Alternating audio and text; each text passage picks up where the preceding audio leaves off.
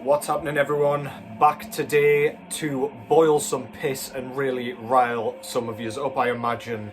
I thought I would do my kind of 10 most overrated albums in my collection list. So this isn't going to be like a actual list like in any kind of particular order. I've just pulled out 10 records that I fancy talking about that I really think get overhyped. Before I start, this is entirely subjective. This is my opinion, nobody else's. If you don't agree, by all means, have a go at me in the comments, and I'll tell you why you're wrong. But yeah, for starters, what we've got going on in the background is, god damn it, this one. This is Japanese death doom band Coffins with their debut full-length album Mortuary in Darkness. If you're not familiar with Coffins, these guys play a super kind of fuzzy style of death doom. It's not incredibly sluggish, like it doesn't crawl near the kind of funeral doom realm. There's quite a lot of deep beat drumming in this thing, so it comes across as quite punky. Guttural vocals are really, really unique and really kind of recognizable to this band. These guys are still going strong nowadays and they're still fucking killing it. Don't get enough recognition for my liking. Go and check them out. That's Coffins with Mortuary in Darkness. Okay, the first album that I'm going to be talking about is not really one that will come as any surprise to anyone, I don't think. So my first kind of overrated record that I've pulled off the shelf is Immortal with Northern Chaos Gods. This one was literally only hyped up because of the departure of Abat and the inclusion of Demonaz on vocals instead. I'm pretty sure just because this was better than Immortal's kind of last couple of records prior to this one, it just got completely blown out of proportion with how popular this became. Every other post on Instagram and the Extreme Metal Vinyl Facebook page was this album. It's good, but it's not great. There's nothing new going on. The lyrics are boring.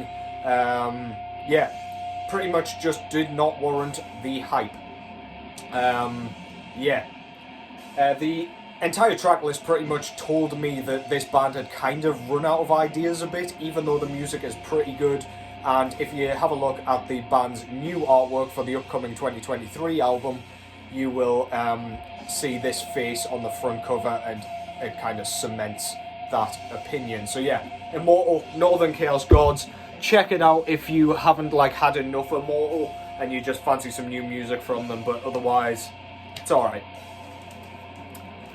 Next up, I've got a fairly recent release. I think this one came out in 2021. This is Frozen Soul with their debut full-length album Crypt of Ice. This one is another one that got super hyped up. This was one of the Maggot Stomp Records bands. All of their stuff kind of gains a ton of traction. Some of it warranted, but some of it, like this one, it didn't really. This is kind of bolt thrower worship, if you ask me. There's some really cool kind of songwriting on here. Some of the hooks are awesome. Some of the lyrics are quite good as well. But to me, when I stick this thing on, it just sounds like I'm listening to a bolt thrower tribute band. So a lot of people putting this pretty damn high on their year-end list, and to me, it just did not warrant all of that hype. I might as well show you the disc while I'm here because it looks beautiful. It's like ice blue vinyl. But yeah, I'm looking forward to seeing what these guys do next, but I would like a bit of an injection of something a bit more unique, not just kind of death metal for the sake of death metal kind of album. But yeah, kind of cool. It's cool stuff. It's just, it was overhyped at the time. Next up, I've got another recent one. This was also 2021, I believe. Apparently the year of overhyped records. This one is Canada's Spectral Wound with A Diabolic Thirst. Me and Carl were very much stuck in limbo when we were trying to remember the name of this album without Googling it. That's how forgettable this thing was. It got super hyped up. I love their previous records, especially Infernal Decadence, but this one just sounds like a stereotypical kind of Finland worshipping, high register black metal album. It's got some great moments like this track Frigid and Spellbound and Mausoleal Drift, but as an album it just does not do it for me, or at least not as kind of much as it seemed to for everybody else. I love this band's sound, but again, it's kind of just second wave black metal worship, and kind of Finnish black metal worship. They've gone kind of the melodic route, but it's definitely rooted in the more kind of viscous, aggressive sound. But yeah, cool stuff. Check it out if you fancy. I just think it got slightly overhyped. I got the red vinyl, which looks really cool. I love the contrast between red vinyl and black and white artwork. Yeah, not much to say about it. It's alright. And when I say alright, I mean it's good. That's not even fair, but overhyped. The next one is going to be a bit of a kind of tough one to justify, I think, because of the band's name. No surprises if you know me. This is Death's Individual Thought Patterns. I could have put any of Death's kind of progressive albums on here, anything from Human onwards, and arguably even Spiritual Healing. This one, I see lots of people saying it's their favourite Death album, and fine, I can always accept if you have a favourite Death album, that's fine by me. They absolutely deserve it, but I just do not like the proggy stuff as much as their straight kind of death thrash sound. And this one is their worst effort, kind of out of the progressive albums. So yeah, I just find the songwriting fairly, it's not quite stale, but I just don't find it as inspired as their other releases. I could barely tell you many of the track names off this thing.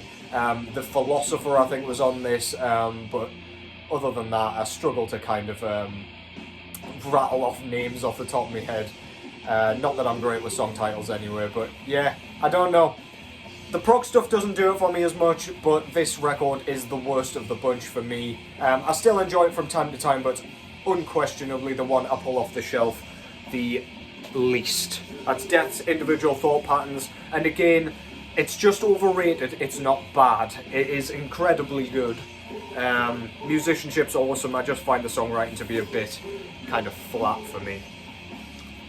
This next one is a bit of a strange choice, I guess, for me, but I do often see this on a lot of like best death metal albums of all time lists, and I do not think it warrants that status. This is Entombed's sophomore release entitled Clandestine. This is an okay Swedish death metal kind of representer. It's just it's pretty much carrying over the sound from Left Hand Path. Excuse me.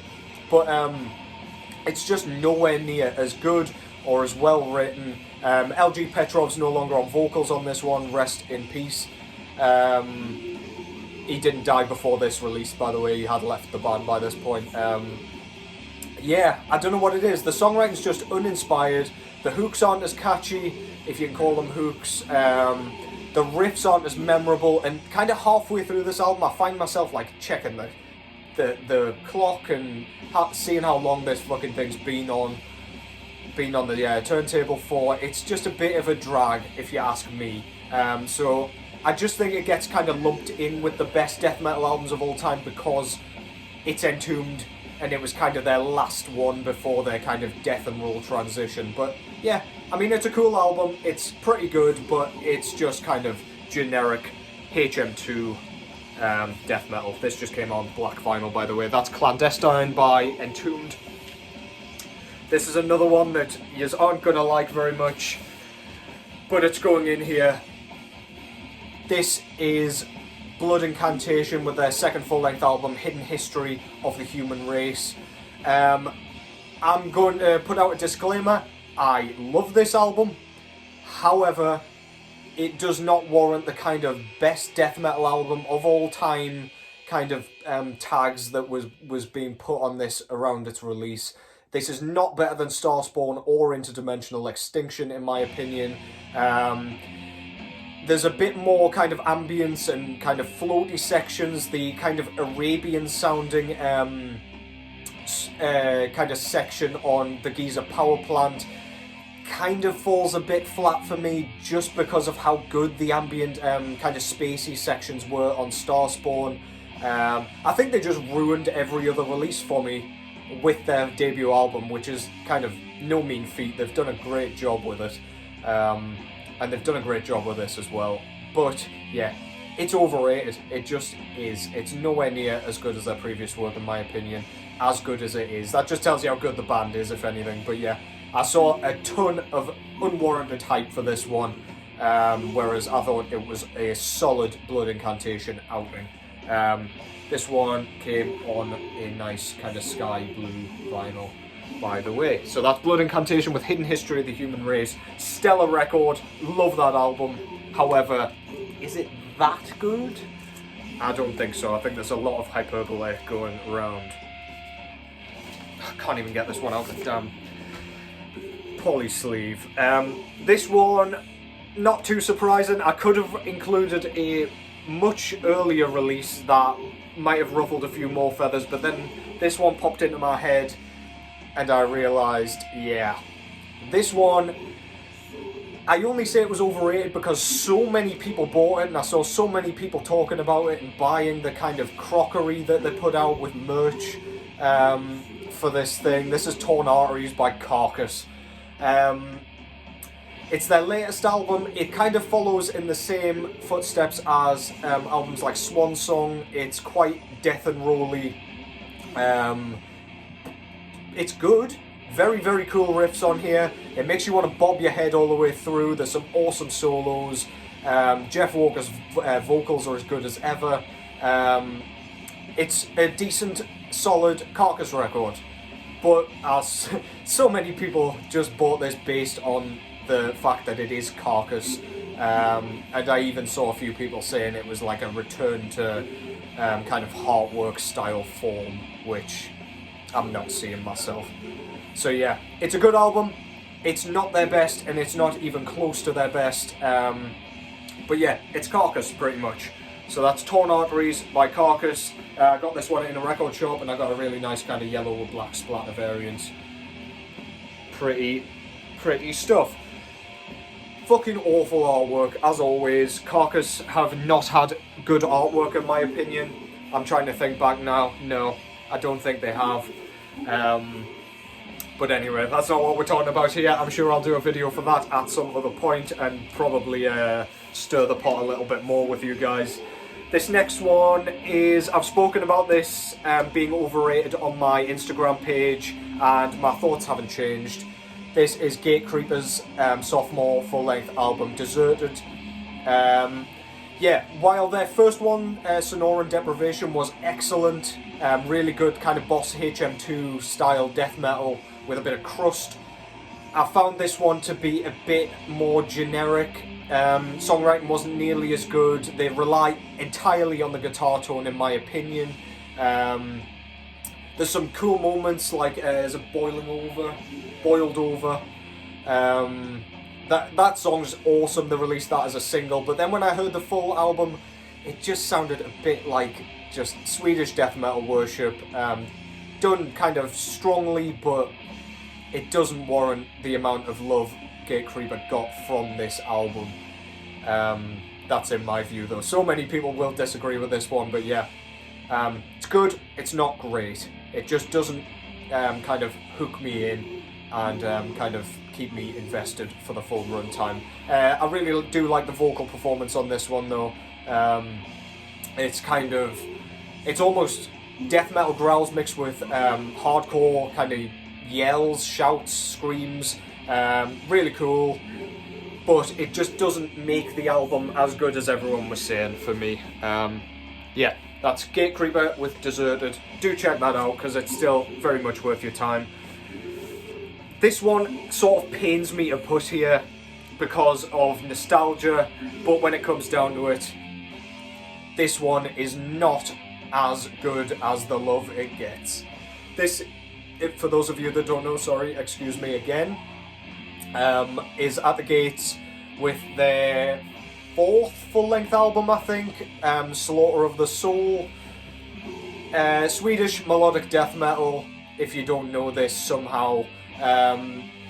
The first half of this, I saw Maze of Torment talking about this, I think it was fairly recently, unless I was watching an old video of his, but he explained this album perfectly in the exact way that I like to. It's a tale of two halves. The first kind of 4 or 5 tracks are stellar, absolutely perfect melodic death metal, and then if that first half is a kind of throaty, visceral scream, then the second half of the album is a pitiful whimper. The songwriting just dies, every song starts to kind of blend into one, there's nothing too interesting going on. It just becomes a bit of a chore to listen to towards side B. Great album, like, as in, the great bits about this album are iconic, but it's just not the perfect At the Gates album. They brought out 3 albums at least, if I've got that entirely correct, prior to this, that were better. Terminal Spirit Disease, With Fear I Kiss the Burning Darkness, and The Red in the Sky Is Ours are all better, full, kind of cohesive units. This is great from kind of top to the middle. So definitely go and check it out for those moments. They're kind of unrivaled moments, which is a shame because the second half just dies a horrible, gruesome death. And the final one I've got for you, if you are not already annoyed enough, is probably one you'll expect as well. So I started out with Immortal, I'm finishing on Abat. This is his debut full-length album, like for a solo project, Abat. So many variants came out for this, like coloured variants, and I saw people buying like all 1 million of them. I just don't see why this music kind of warrants buying so many copies. I didn't at the time and I still don't. 1 copy was plenty for me. The artwork I do love, it's like really unique, I really like it. I say unique even though there's 1 million kind of corpse painted black metal album covers, but yeah, this one's like really high resolution and it's not kind of in the middle of a forest or woods. It really draws you in. As a piece of art, it's great. The music, it's almost got a black and roll feel to it. There are some great moments on this. This is Abat's best work, kind of, as a solo project, but this album just, it wasn't as good as everybody kind of made out. It was an exciting moment, Abat coming out with brand new music after he's left Immortal, but I think that's where the excitement ends for me. So yeah, that's Abat with Abat. Go and check it out, I do like that album a lot, and again, it's quite nostalgic, but it doesn't warrant very much hype in my opinion. It's nice to throw on for a bit of a fun spin when you haven't for a while. So yeah, I hope I haven't pissed you all off too much there. There are some great albums amongst those, like Blood Incantation, At the Gates, and the first one, Immortal. They're really good albums, but they're just so terribly overhyped in my opinion. I might do a part 2 because I've got a fair few more that could fall into that category, lying in those shelves somewhere. But yeah, for now, I'll leave you with that. I'll probably return with a most underrated albums as well, where I can dive deeper into a few kind of hidden gems. But yeah, until then, thanks for watching. As always, yous are awesome, and take care, and I will catch yous in the next one.